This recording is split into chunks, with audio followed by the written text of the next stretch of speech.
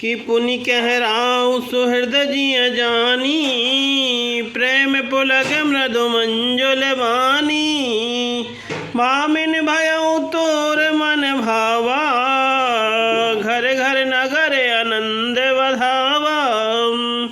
अपने जी में कैकेयी की सुहृद जानकर राजा दशरथ जी प्रेम से पुलकित होकर कोमल और सुंदर वाणी से फिर बोले, हे भामिनी, तेरा मन चीता हो गया।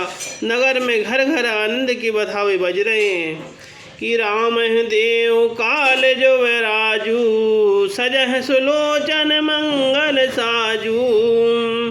दलकी उठे सुनि हृदय कठोरू, जन छुई गयूँगा पाग वर तोरू।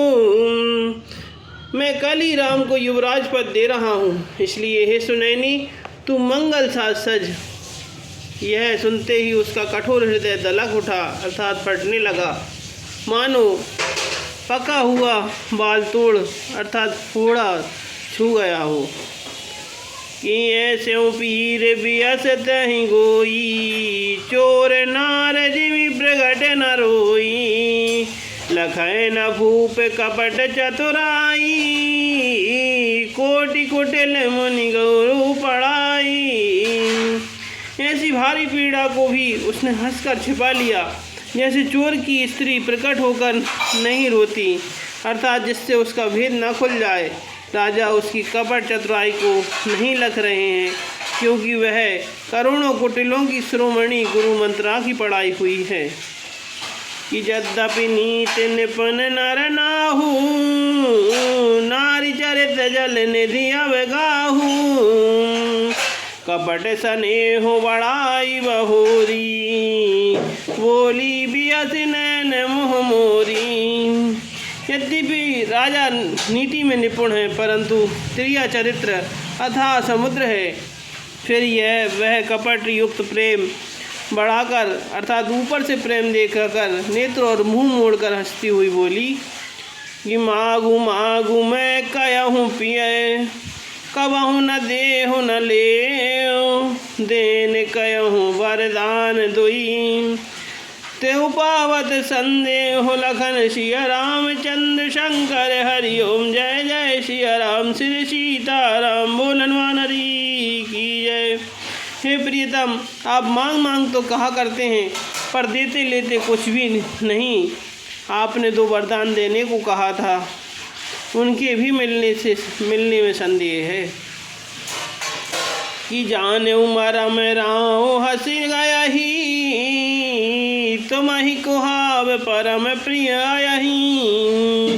ठाती राखे न मांगे हूँ काहू, बिसर गया मोहि भोर सुहाऊ।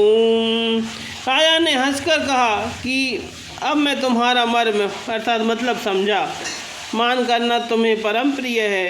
तुमने उन वरों की थाती अर्थात धरोहर रखकर फिर कभी मांगा ही नहीं, और मेरा भूलने का स्वभाव होने से मुझे वह भी प्रसंग याद नहीं रहा।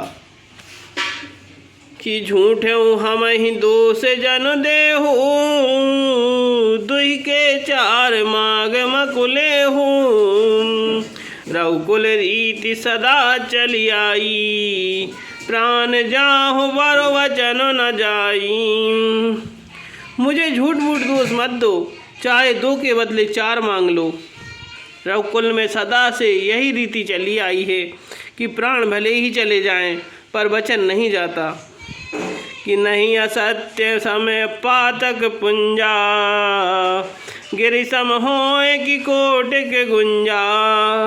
सत्य मूल सब श्रुकत सुहाए, वेद पुराण विदित मनु गाए। असत्य के समान पापों का समूह भी नहीं है।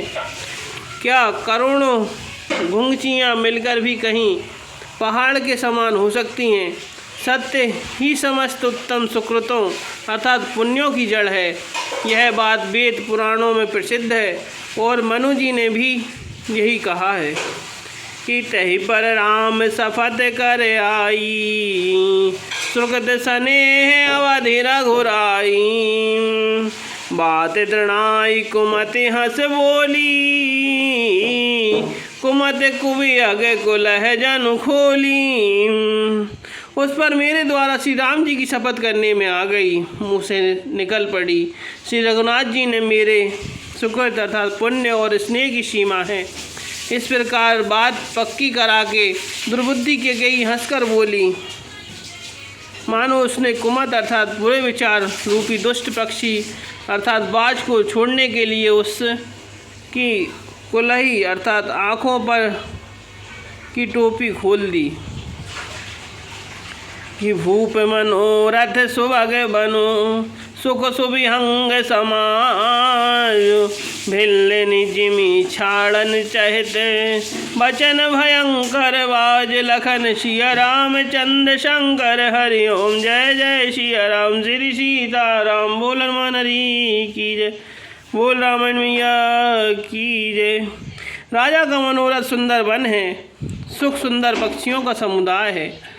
उस पर भीलनी की तरह कैकई अपना वचन रूपी भयंकर बात छोड़ना चाहती है।